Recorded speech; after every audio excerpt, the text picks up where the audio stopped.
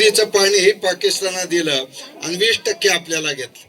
म्हणून पाणी हे उद्याचं भविष्य काळातलं सर्वात मोठं संकट आहे.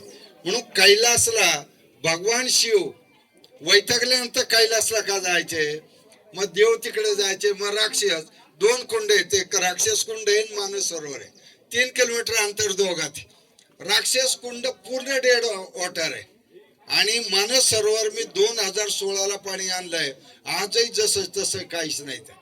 मग तिथे लक्षात घ्या की कैलास आणि मान सरोवर आणि भगीरथाचं गंगा अवतरण जेटेमध्ये गंगा घेतली.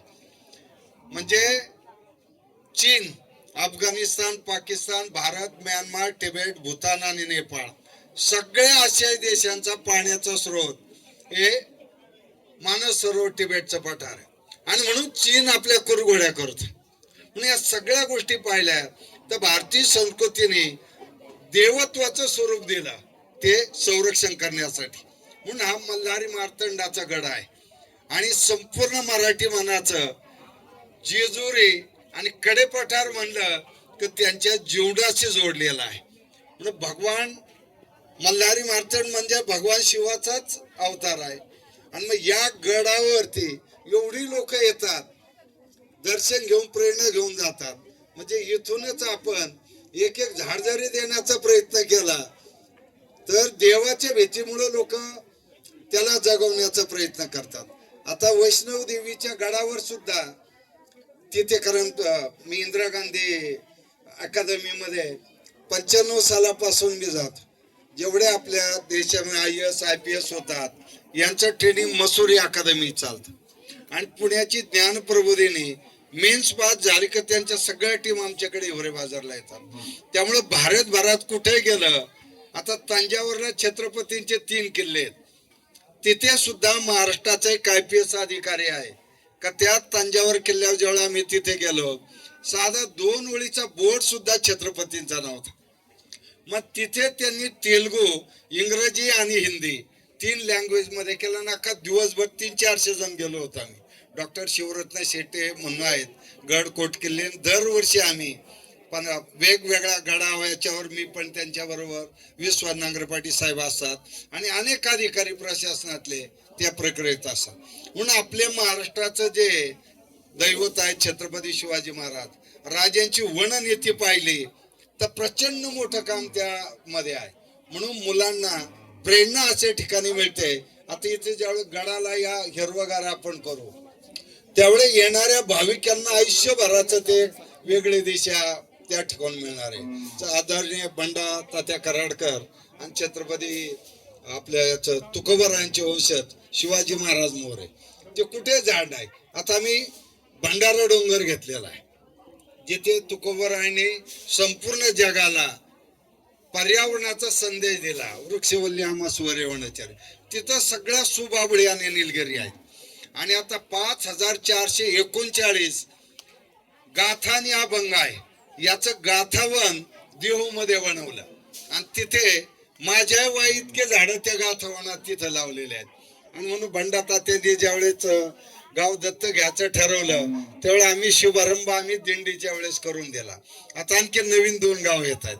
म्हणून एक आहे की महाराष्ट्राची वारकरी परंपरा, या परंपरेने समाज मनाला अध्यात्माशी आणि निसर्गाशी जोडलेला आहे.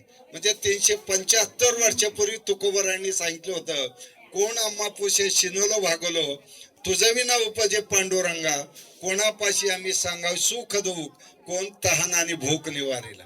आजही तीच अवस्था आहे. म्हणून माऊली ज्ञानदेवांनी सुद्धा नगरीचराच्या जलाशय निर्मावी, महावणे लावावी नानावे दे. आणि पुण्यश्लोक का म्हणता अहिल्यादेवींना, तर अहिल्यादेवींनी 24 सती जाताना घरातून पाहिला. विरोधक मागे लागलाय, सोक्याचे कट कारस्थान. पण या देशामध्ये काश्मीर ते कन्याकुमारी, मुंबई ते कलकत्ता प्रचंड वनीकरणाचा आणि पाण्याचं काम केलं. आणि आपण जो 7/12 म्हणतो, 7/12 माहिती आहे जमिनीचा? 7/12 म्हणजे ब्रिटिश काळात शिवरायांची जमीन महसूल आकारण्याची पद्धत. आणि अहिल्यादेवी 7/12 म्हणजे अहिल्यादेवींनी 12 झाडं लावायला लावले. 7 झाडं तुम्हाला घ्या त्याचे पैसे आणि 5 झाडाचा महसूल सरकारमध्ये जमा करा, म्हणून 7/12 म्हणतात.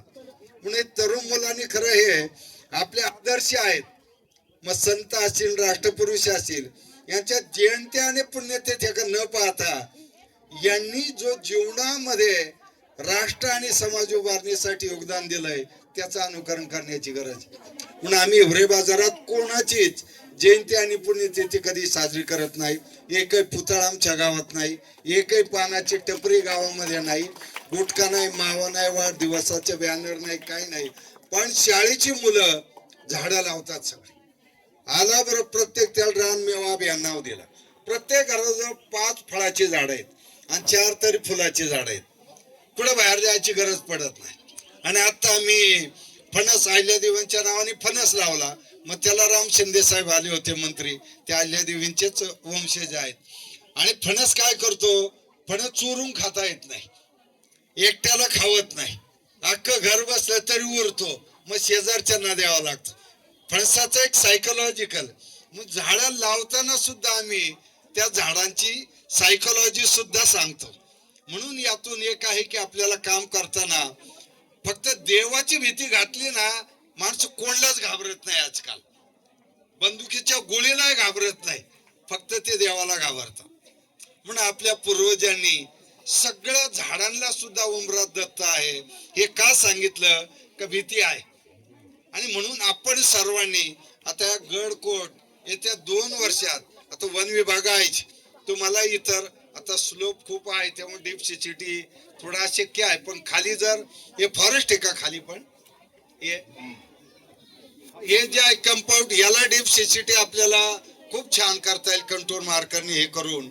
आणि ते जर केलं तर त्याच्या चरावर पोकलेन मशीनीचं आपल्याला करावं लागेल.